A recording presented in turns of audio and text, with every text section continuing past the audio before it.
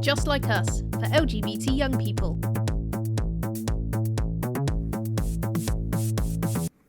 Hi everyone, thanks so much for the response to our first episode. We're back again tackling one of the fundamental issues facing the LGBT plus community. I'm Nura. And I'm Matthew, and we're talking about coming out. As part of our community, there's a huge emphasis on coming out. Those of us who have come out already know that there are wildly different experiences of it. Some good, some bad, some funny, and some sad.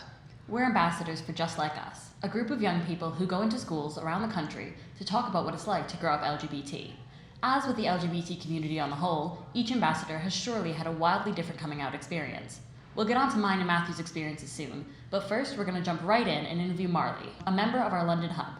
I spoke with him this morning and it was great. Have a listen. You're listening to Just Like Us, the monthly show for LGBT young people. You're in for a special treat this episode as I get to interview one of our London-based volunteers. Can you introduce yourself and tell us a bit about your situation? Hi, my name is Marley. My pronouns are she, her, or they, them. Trying to figure that out right now. Great. So let's just dive right in. How many people are you out to and who do you include in this? I have recently come out fully as kind of an umbrella queer label to my whole family in February, so pretty recently. And in high school, I was out to pretty much just my small group of friends. I was very much in the closet for all of my high school experience, which was hard. But then going away to college, I really kind of found myself in a lot of ways. And so I came out to my literal whole family this last month. Okay, well, congratulations for one thing. That's a really big thing, and I'm proud of you. Congrats.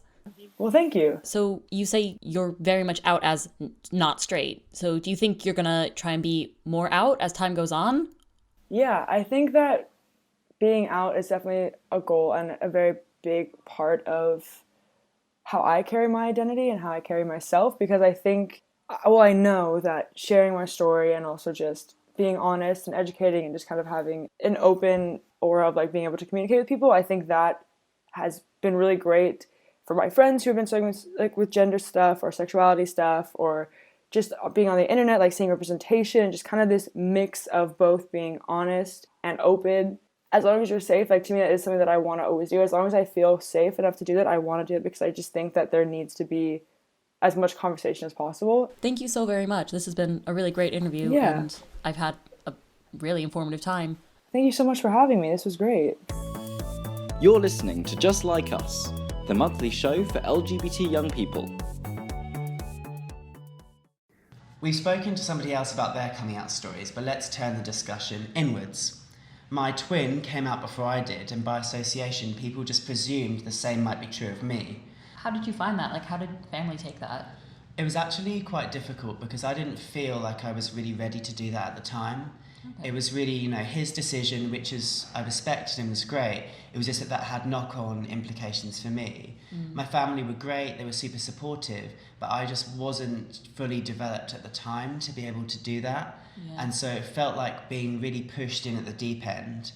The joy of that is that you usually learn to swim quite well when you're put in quite challenging situations, but it was hard to begin with. Yeah, that sounds really difficult. I'm sorry to hear that. It's all right. How about you? So the very first person I came out to was my friend Sophia, who we had been talking online because I had moved by that point, and I was terrified, but I realized I'm bisexual, I need to tell someone, and she came out as gay a while before me, so I was like, okay, I can trust her. But I sent her a message and says, hey, I'm bisexual, surprise, and she was just like, oh, cool, that's great, I support you. Do you want to hear a German tongue twister? And I just knew from that point it was like, great, I can be open about who I am with her, and it was really, really validating, actually. And I guess, differently to you, it was 100% my choice, so I guess that's a very big difference between our stories, but it still turned out fine.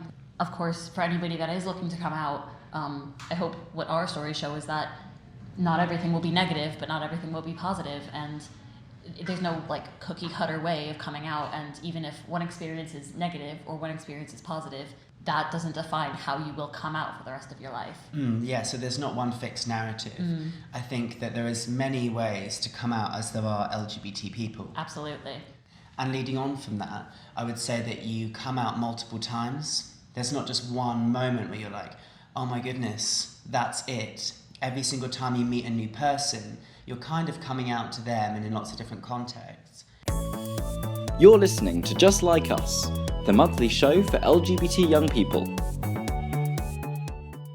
Do you think focusing on coming out moments is actually helpful, or do you think that it'll one day be obsolete?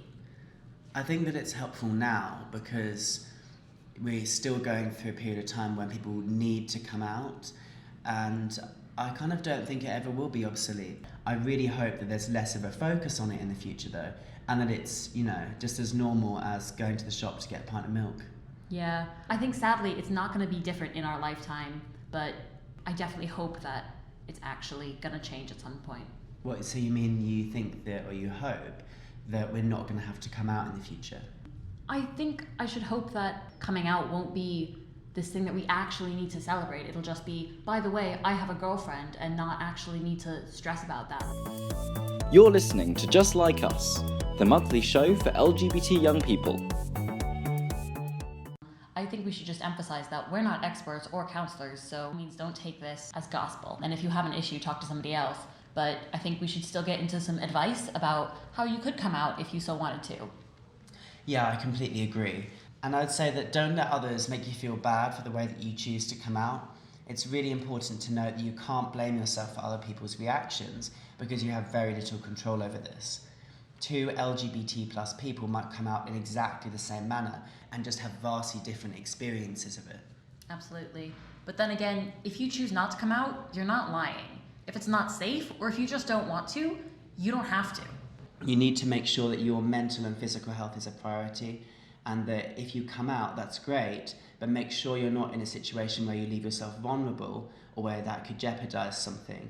So I think that making sure that you have friends and family support networks around you whenever you come out, or even external things like the LGBT plus switchboard, is really important. Yeah, unfortunately, it's still unnecessarily dangerous to come out in certain places in certain times. Sometimes bad reactions will happen, and if it's not what you hoped, there are support networks to help you. We'll be sure to put a list in the description. What's most important is that you feel safe and happy, although we do hope that you'll feel safer and happier after coming out as well. Yeah, coming out is a choice, and we're proud of you no matter what. I second that. You've been listening to Just Like Us, the monthly show for LGBT young people. The show was hosted by Matthew and Nura, produced by Samantha and Rosie, and edited by Daniel and Clodagh. The music was by Twisterium. We come into schools too. Young people, teachers and parents can find us at www.justlikeus.org.